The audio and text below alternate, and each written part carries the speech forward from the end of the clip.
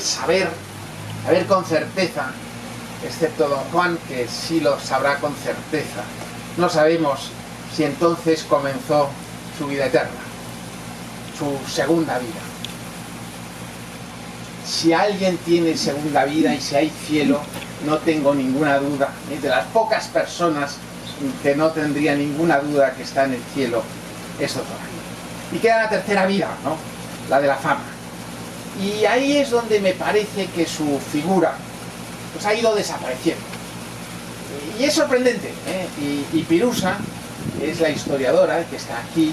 Y yo cuando lo hablábamos nos sorprendió, que siendo pues un diputado constituyente, siendo una demócrata intachable, siendo uno de las puentes, de los que trazó puentes en la transición, nos hemos olvidado, excepto algunos, de la intransigencia que algunos de don Manuel Fraga, de la Alianza Popular, de las dificultades de hacer puentes con el PSOE, con el PC, y en ese ámbito ella ejerció su labor. Una defensora del medio ambiente, la primera defensora del medio ambiente, la primera defensora de la belleza del paisaje, del derecho a tener un entorno bello. Una feminista convencida y defensora a ultranza, una razonable, una buena historiadora, por lo menos una divertidísima historiadora. No creo que Pirusa lo que aportaba era su grano personal de ver la historia y su forma de contarla con humor y con gracia, y ha configurado lo que los gallegos pensamos de nuestra historia. Y después fue una periodista enormemente popular que durante 40 años escribió en La Voz de Galicia. Y bueno, ¿cómo y por qué se ha ido desdibujando en estos últimos 30 años su figura? Pues no lo sé. Y no lo vamos a dedicarle más tiempo. Pero siempre hay que verlo en positivo. Y en lo positivo hay que ver qué se puede hacer. Y aquí se cruzó en mi vida Pirusa. Pirusa, que es una gran historiadora y que hizo una historia fascinante de la Casa Grande de Sanceda, en la que en el siglo XVII estuvo un notario que se llamaba Espantoso, pero espantoso en el sentido portugués de maravilloso, no en el sentido galaico actual. Y le pedí, y hablamos, y le ha dedicado Pirusa, que le has dedicado 1 año y medio a crear lo que hoy es la forma de dar vigencia a una personalidad, y es a través de una web. Y hemos creado una web, que es lo que vamos a presentar. Y esto después, primero le vamos a dar la palabra a la historiadora, después le vamos a dar, le he pedido, en fin, a Teresa Rey, que era, bueno, pues de sus amigas más íntimas y que aún la recuerda, pues que dijera unas palabras. Y después, espíritu de transición puro, es decir, pensé, ¿a quién le puedo pedir? ¿Qué sería hoy más relevante pedir? ¿A qué personalidad? Y entonces pensé en el embajador, en Paco Vázquez, el alcalde, el diputado, el que fue su contrincante político, el que Paco, vosotros estuvisteis varias elecciones, los dos luchando desde siglas diferentes, y ese es el espíritu de la transición. Eso es, los dos grandes momentos en la historia de la España reciente son, sin ninguna duda, y eso lo diría mi madre, las Cortes de Cádiz, la Constitución, la Pepa, ese momento en que somos por primera vez cabeza de desarrollo ideológico en Europa y en América, y después en la transición, que es también un ejemplo maravilloso de transición política. Y por eso, en ese espíritu, y recordando, y como homenaje a ese espíritu, amabilísimamente el embajador Vázquez ha aceptado cerrar este acto. Y después de esto tendremos, pues también como somos gallegos y estamos aquí, pues tendremos un pequeño vino un vino gallego, un vino de Casa Grande de Sanceda, con bastantes de los productos de Casa Grande de Sanceda, al que todos estáis invitados. Y sin más, le doy la palabra a Pirusa, y que va a hacer la presentación de la página. Y hace ya año y medio, cuando nos encargaron la elaboración de la página web sobre la vida de María Victoria Fernández de España, Victoria Ernesto, poco sabíamos de ella. Lo que acaba de comentar Juan, de que su figura se había desdibujado, sí que es verdad, porque lo que sabíamos de ella era que era coruñesa, como yo, que era una periodista vinculada a La Voz de Galicia, de alguna manera, tampoco sabíamos qué vinculación tenía, y que había escrito La Galicia feudal. Tanto mi socia como yo somos medievalistas de formación, y el libro La Galicia feudal marcó un antes y un después en la historia de la historiografía medieval gallega. Además, también sabíamos que había fundado la Casa Grande de Sanceda y poco más. Esto era lo que conocíamos de María Victoria. Al comenzar la investigación, para que vean el grado de desconocimiento que hay sobre su figura, nos dimos cuenta que había muy pocos artículos, 2 o 3 noticias en las páginas web, en la Wikipedia, en Pares, y un libro escrito por Carlos Fernández, que está escrito con muchísimo respeto y muchísimo cariño, pero era lo poco que había sobre la figura de María Victoria. A lo largo de este año y medio de investigación, hemos descubierto a una mujer fascinante, a un personaje histórico sin parangón, a lo mejor en el siglo XX gallego. Es una mujer culta, inteligente, curiosa, irónica, empática, que fue y que hizo muchas cosas, y que sorprendentemente, como digo, apenas la conocemos. Y espero que con esta web podamos descubrir y reivindicar la figura de una de las mujeres más importantes de Galicia. Siguiente. La web victoriaernesto.es se estructura en 3 apartados principales. Se presenta por una parte su biografía, que hemos titulado Victoria, su obra literaria, divulgadora y científica, que la hemos titulado De su mano, y también hemos recogido un tercer apartado de recursos en donde se pueden localizar noticias o artículos o páginas web que tratan sobre su vida o su obra. No voy a explicar mucho sobre cada apartado porque les puedo asegurar que los tendría aquí prácticamente toda la tarde. Entonces me conformaré con esbozar algunos contenidos de la web. La biografía se estructura diferenciando las diferentes etapas de su vida, a los que hemos ido acompañando de diferentes materiales, como por ejemplo uno de sus primeros escritos, que es un cuento de hadas, con unas ilustraciones también muy bonitas. Podemos así, a través de la web, navegar sobre descubriendo su niñez, su adolescencia, su matrimonio, su formación, su traslado primero a Estados Unidos y a Alemania, y cómo la vivencia en estos países marcó su vida. También hay acceso a sus primeros artículos. Siguiente. A través de su biografía también podemos ver su regreso a España, la compra de la Casa Grande de Sanceda, su paso por el Congreso de los Diputados con sus iniciativas parlamentarias. Fue una de las diputadas más activas de las primeras legislaturas. Y por último, sus últimos años. Pero esta es la vida de Victoria Fernández de España, o doctora, que ya creo que tengo la suficiente confianza con ella como para llamarla así. Y María Victoria tuvo múltiples facetas. Fue una mujer adelantada a su tiempo, y eso es lo que hemos querido plasmar en la web. Hemos querido aprovechar que fue una mujer que supo aprovechar las oportunidades que la vida le brindó. que estudió periodismo en un tiempo en el que la educación superior estaba vedada a la mayoría de las mujeres, que aprendía siempre algo nuevo de los lugares y personas a los que conocía, que fue diputada en un momento en que la política era un terreno de hombres, y fue una mujer sensible con múltiples intereses. Fue desde muy joven una feminista convencida y dedicó numerosos artículos a lo largo de su vida al tema. Cabe señalar que el primer artículo feminista que escribió es de 1947, titulado El Club de las Antifeministas.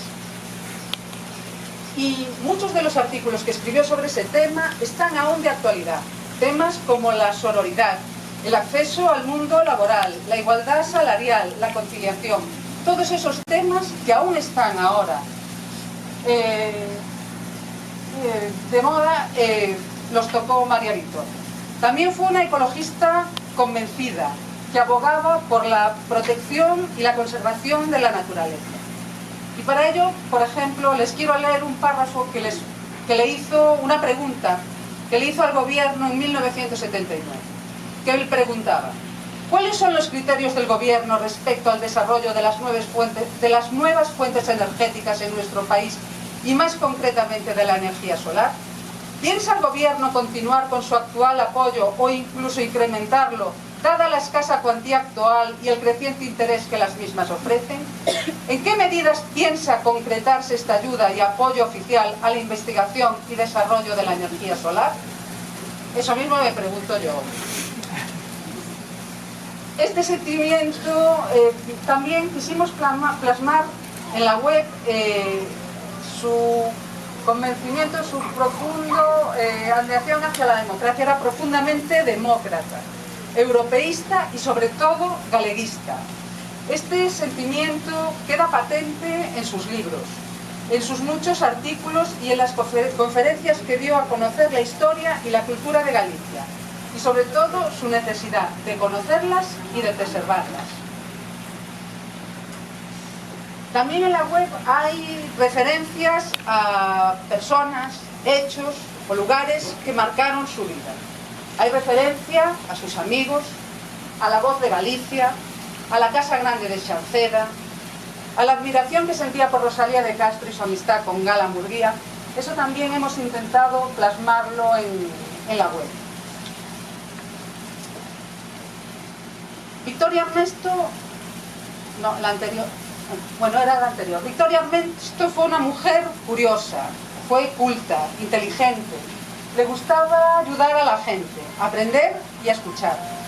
Y esas cualidades hicieron que desarrollara una perspectiva diferente de las cosas que la rodeaban y que sus artículos los abordara de una manera poco común. Supo ver más allá de la realidad y presentó temas, como he dicho, que hoy en día siguen de actualidad.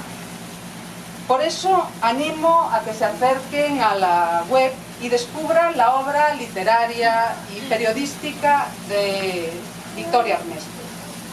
Esto solo es una pequeña parte de lo que recoge la web.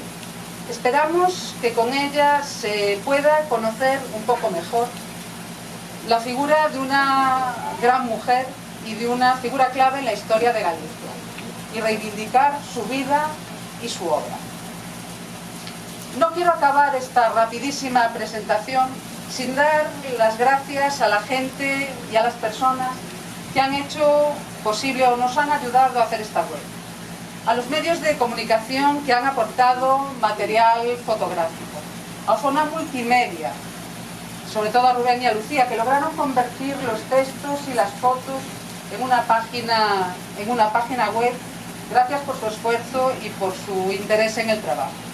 También quiero agradecer especialmente a la Fundación Barrié, a su presidente José María Díaz Mosquera, y en especial a Diego Rodríguez, la preocupación y el tiempo que han dedicado a proporcionar material para esta página web. Muchísimas gracias. Y sobre todo quiero agradecer a su hijo, a sus nietos, quiero agradecer a su familia la oportunidad que me brindaron y por la que he podido conocer, estudiar y admirar y reivindicar a María Victoria Fernández Espada. Victoria Armesto. Muchas gracias.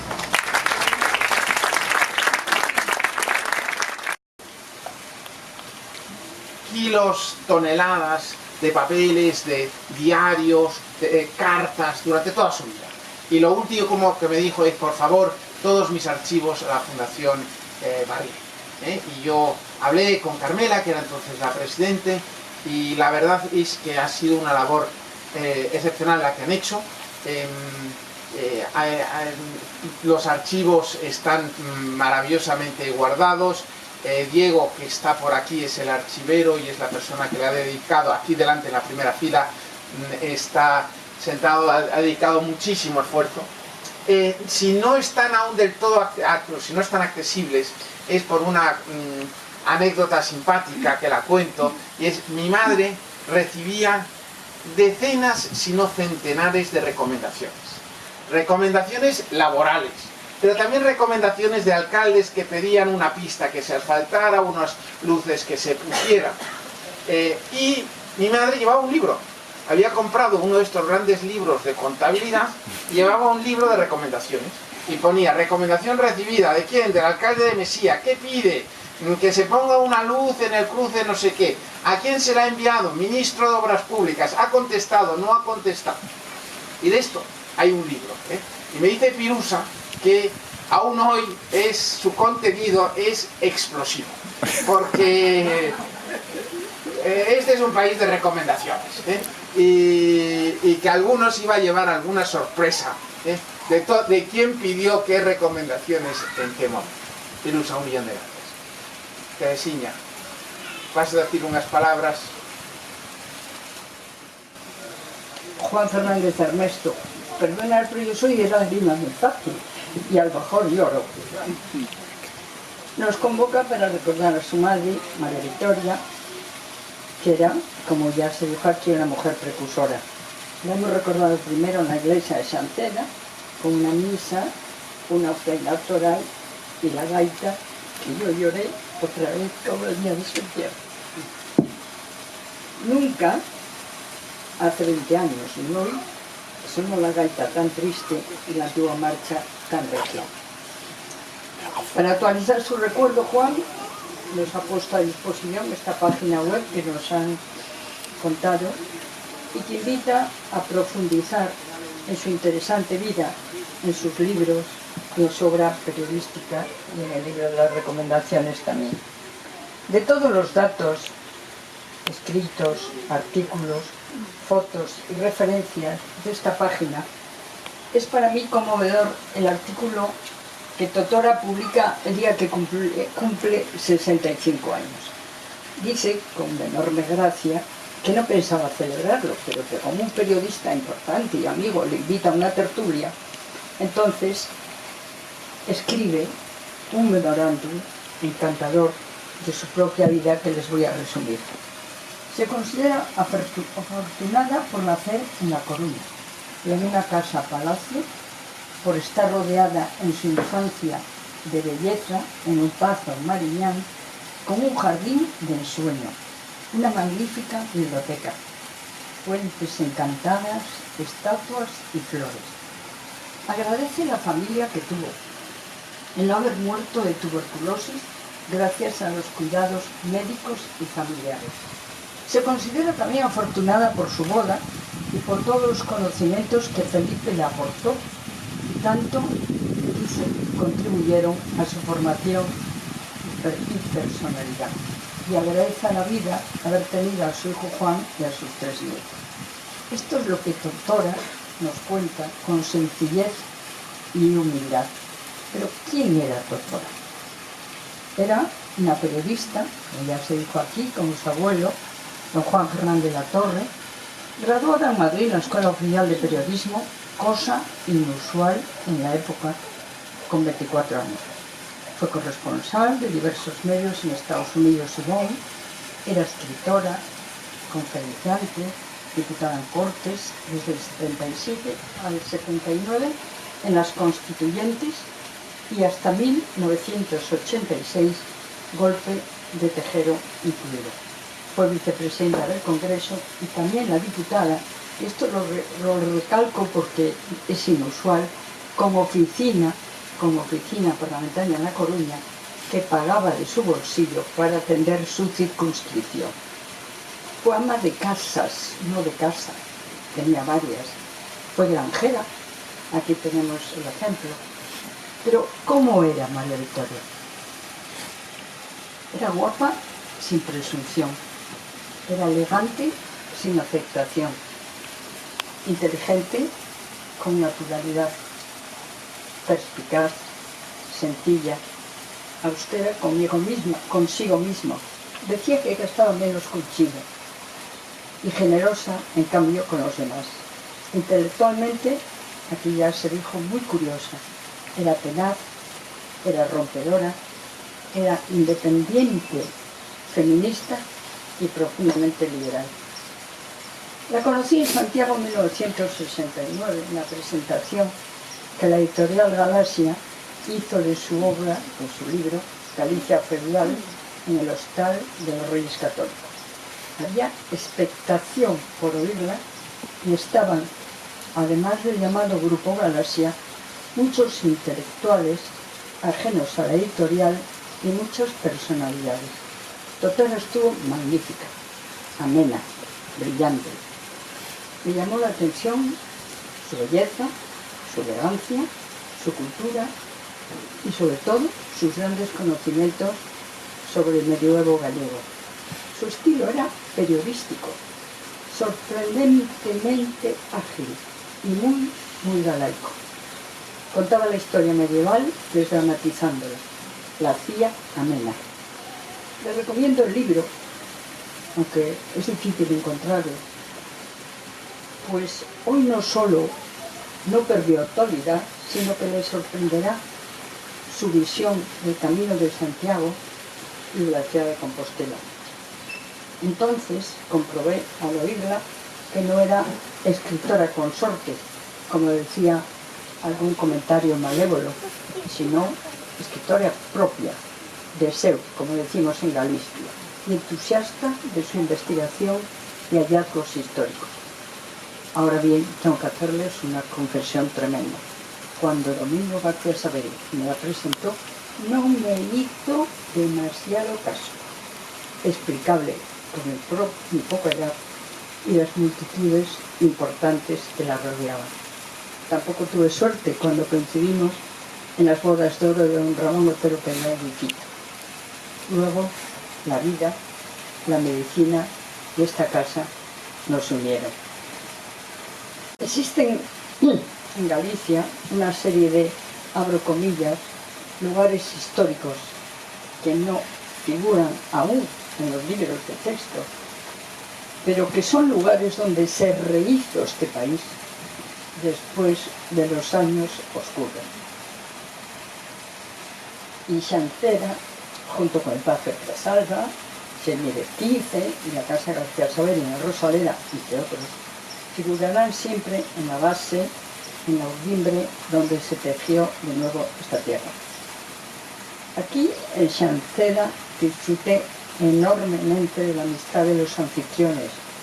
Igual que Totora dice de su matrimonio con Felipe, yo aprendí muchísimo de los dos y de todos los que teníamos la suerte de compartir con ellos aquellos almuerzos que María Victoria organizaba a la perfección. En el almuerzo podías coincidir con un veterinario del pueblo, un cardenal de la iglesia, un consejero de la Junta, un alcalde lleno de votos y sabiduría y otro con más votos que conocimientos, un director de periódico, un catedrático de universidad, una actriz, una poeta signa, un director de cine, un presidente de Galicia, y compartir una sobremesa sin prisa donde se hablaba de arte, de política española o gallega, del pasado y futuro de Europa. A Felipe le encantaba contar anécdotas interesantísimas y puntualizar cuando no era él quien las contaba. Totora retrucaba rápido, precedido siempre el retruque con un nadie encantador. Nuestra amistad y afecto fue creciendo. Llamaba a casa para hablar con su médico y si él no estaba, me contaba sus viajes, los planes de reforma de las casas de La Rioja, la compra de Miraflores. Tengo dos anécdotas fantásticas que acabarán de perfilar este rápido retrato que intento hacerles. La primera tiene lugar en una aldea a donde Felipe y Totora van por primera vez. Una paisana, después de mirarles fijamente, revirarles, darse cuenta de los 20 años de diferencia de edad entre ellos, alejarse y acercarse, le dice a ella: «Moltos cartos debe de ter o vello para que casara con él». E Totora rápida le contesta: «Pois non, as ricas son eu e casei porque me petou». La segunda, igualmente magnífica, tiene lugar cuando se va a operar a Estados Unidos de una enfermedad que tristemente acabó con ella hace 20 años. Llamó por teléfono desde Madrid a un cura amigo que estaba en Galicia y se confesó por lo que pudiera pasar. Me dijo, y añadía: «¿Tú crees que es válida la confesión a distancia?». Ella estaba convencida de que sí lo era y, por supuesto, que yo le dije que también. En eso también fue una adelantada de su tiempo. La niña de buena familia, coruñesa, la periodista, conferenciante, escritora y política, consecuente con sus ideas, una guapa, capaz y liberal mujer, como ya os dije y ya se dijo aquí. Precursora sin ninguna duda, a la que le encantaría hoy conocer su página web, opinar de su contenido y escribir un artículo rápidamente, actualizando, puntualizando o aclarando algo. Yo tuve la suerte de conocerla, compartir trozos de vida con ella y con Felipe y aprender algo de la sabiduría de los dos. Gracias, Juan, por invitarme a poder compartir con vosotros estas experiencias hoy.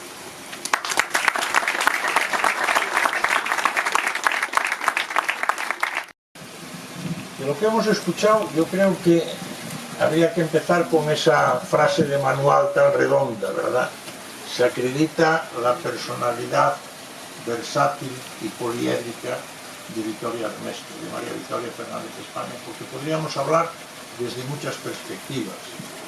Ella fue una intelectual y una política. Podríamos hablar como intelectual, como de una gran periodista, de una magnífica y muy amena biógrafa. Y podríamos hablar también de una divulgadora de la historia, de una divulgadora además de alto nivel académico.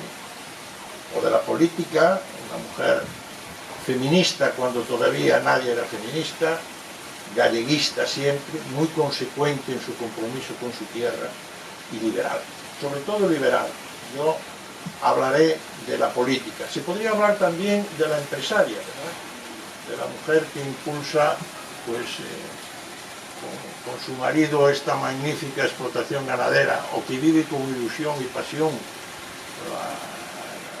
las bodegas que monta en las tierras de la Rioja Alta.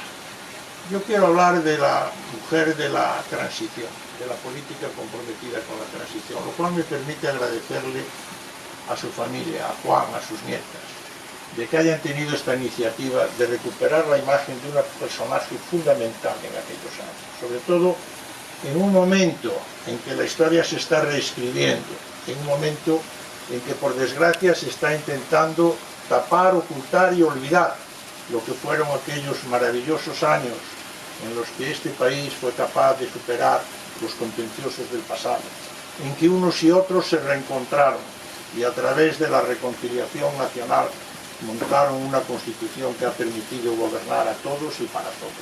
Y Totora es un personaje importante, porque aquí que están muchos familiares y amigos y conocidos de Totora, yo no quisiera que el conocimiento y la proximidad os hiciera olvidar el personaje institucional que fue María Victoria. María Victoria es desde el 14 de julio de 1977, en que es elegida vicepresidenta tercera del Congreso, hasta el 2 de diciembre de 1981, en que el presidente Leopoldo Calvo Sotelo nombra ministra de Cultura a Soledad Becerril, En ese interín, María Victoria es la mujer que ocupa el más alto cargo institucional en el Estado español, vicepresidenta tercera del Congreso de los Diputados. Ella fue elegida diputada a aquellas elecciones del 15 de junio de 1977. Un nuevo Parlamento, Congreso y Senado, en el cual de los 585, me parece que eran electos, tan solo hay 21 mujeres diputadas. Curiosamente, 3 gallegas y 2 por la provincia de La Coruña. Doctora, Nona Inés Vilariño, y en Pontevedra, Elena Moreno. Galicia es la que aporta mayor número de mujeres diputadas. Y en aquella primera sesión que se celebra el 14 de julio, yo la tengo muy viva en la memoria, ese día tan universal de la fiesta nacional francesa, de la conmemoración de la toma de la Bastilla, de lo que se considera el fin del antiguo régimen, en aquel parlamento en el que veías la historia del pasado y veías también las esperanzas del futuro en las personas de diputados y diputadas. María Victoria fue elegida vicepresidenta tercera. Y ella desempeña esa función hasta 1982. Y es además la diputada que posiblemente, o el diputado, miembro y miembro, yo a veces me pierdo del masculino o femenino, es realmente el diputado que posiblemente presenta mayor número de preguntas no escritas y de interpelaciones parlamentarias. Tiene tiempo para cumplir su noble función institucional de vicepresidenta. Es la primera mujer en la historia constitucional de España que preside una sesión parlamentaria. No solamente es la mujer que ocupa el más alto cargo institucional del Estado, sino que es además la primera mujer que preside en una sesión el Congreso de los Diputados. Pues ella tenía tiempo para presentar el mayor número de preguntas y de interpelaciones que volvía locos a los ministros. En aquella época yo me encantaba porque los ministros eran de Chile, era el partido que gobernaba. Pero ella utilizaba muy hábilmente toda la infraestructura que tenía como vicepresidenta. Yo a veces que hacíamos tertulia en su despacho, algún diputado gallego, yo me quedaba admirado, porque Totora cogía por la mañana la relación de esquelas que habían salido en la prensa y a su secretario le iba dictando el pésame para todas las familias. Y yo decía, ¿pero conoces a toda esta gente? No, pero todos lo contestan y además agradecen mucho que les mande el pésame la vicepresidenta del Congreso de los Diputados. Claro, era imbatible. Había zonas de Galicia, sobre todo la zona de la costa de abajo, en que Totora era imbatible porque conocía a todo el mundo, presentaba las interpelaciones, las preguntas que hiciera falta, y consiguientemente tenía un gran ascendiente. Ella, como persona liberal, estaba muy influenciada, posiblemente también por lo que ella había vivido en el extranjero y lo que le contaba Felipe. Ella era una diputada al estilo británico. Los diputados son diputados de escaño o diputados de circunscripción. Hay quien va al Congreso o al Senado y allí ocupa su escaño y se dedica todo el tiempo a la actividad parlamentaria. Trabajos en comisiones, preguntas, etcétera, etcétera. Pero hay quien mantiene esa condición de diputado de circunscripción, atendiendo las demandas que se le hacen desde la provincia o el departamento que lo ha elegido. Eso es muy británico, muy british. Los ingleses, como sabéis, los diputados los eligen 80.000 británicos. Un día a la semana, el miércoles por la tarde, yo estuve allí viéndolo algunas veces, tienen la obligación de atender a las personas de su circunscripción que se acerquen a plantearles una demanda. Tienen la obligación. O sea que los miércoles tú llegas allí desde Sanceda y dices, mire usted, el diputado fulano de tal, que es el de Sanceda, pues que lo recibe. Y mire usted, yo no me han formalizado la pensión de viudedad a mi madre, o tenemos una carretera sin arreglar. Y en tercer lugar, los diputados británicos, el fin de semana, ellos dicen que son diputados de pub, de pub, porque tienen que ir a esa circunscripción a dedicar el sábado y el domingo a tomar pintas de cerveza con sus electores para mantener su presencia. No digo yo que Totora viniera a Corrubedo o a Finisterre a tomar pintas de cerveza, pero los fines de semana Totora te recorría toda la provincia. Y durante la semana estaba pendiente de todas aquellas reclamaciones que le venían para presentar las iniciativas. Por lo tanto, fue una magnífica diputada. En el año 82, cuando hay el gran cambio, la gran transformación con la victoria socialista, ella dejó de ocupar en aquellos momentos el puesto de vicepresidenta, fue vicesecretaria de la mesa durante un tiempo y mantuvo siempre una relación muy fluida, la mantuvimos siempre. Yo a veces cuando veo cuestiones del presente recuerdo siempre cuando terminaba la campaña electoral, competimos en 3 elecciones, 79, 82 y 86. Comíamos o cenábamos los 3. José Luis Meilán, que era cabeza del UCD, que nos arreaba unas palizas brutales, en Coruña sacaban 6 diputados de 9, Totora y yo comíamos los 3, o cenábamos. Entonces era una cena muy entretenida porque nos recordábamos todos los chascarrillos que nos habíamos dicho en los mítines. Me dijeron que en Miño comentaste esa diputada de Alianza Popular que viene a perdonar la vida y que tiene un periódico a sus hijos. Hombre, peor fue lo que dijiste tú, ese joven inspector de trabajo comunista, es comunista, fue socialista.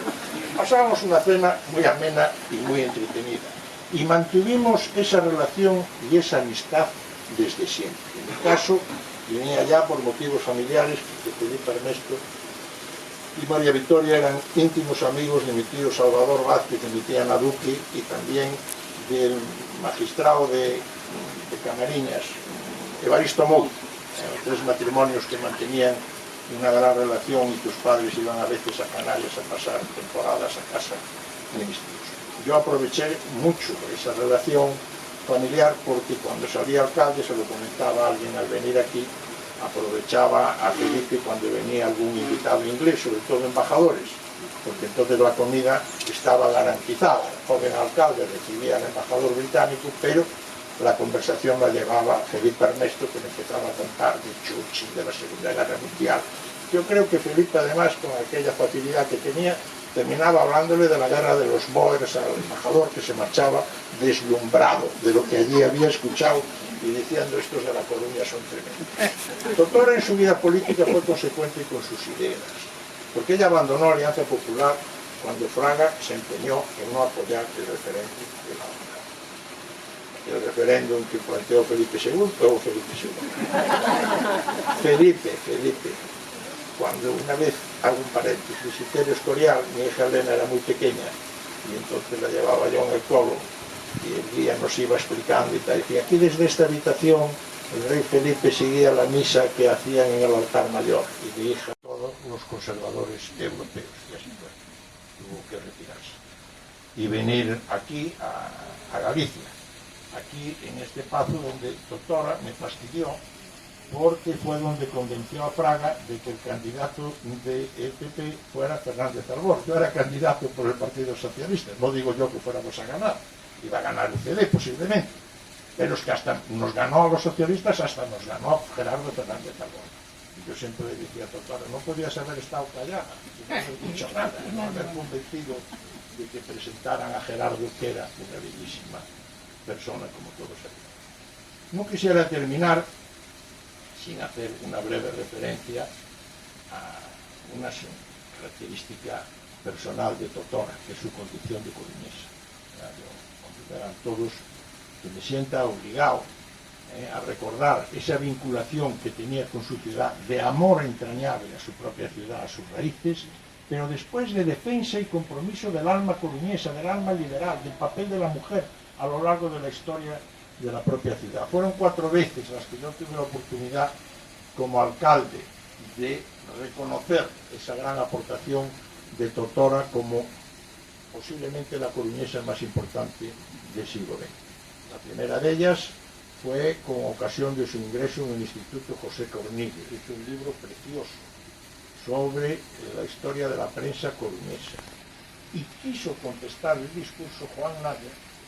Habló conmigo, el alcalde era el presidente del Cornille, y Juan Naya me pidió, alcalde, quiero ser yo que conteste, por el gran respeto que le tenía a Totora, por su admiración hacia Rosalía de Castro. Todos sabíamos la gran amistad que tenía Naya hacia Gala, la hija de Rosalía y de Murguía.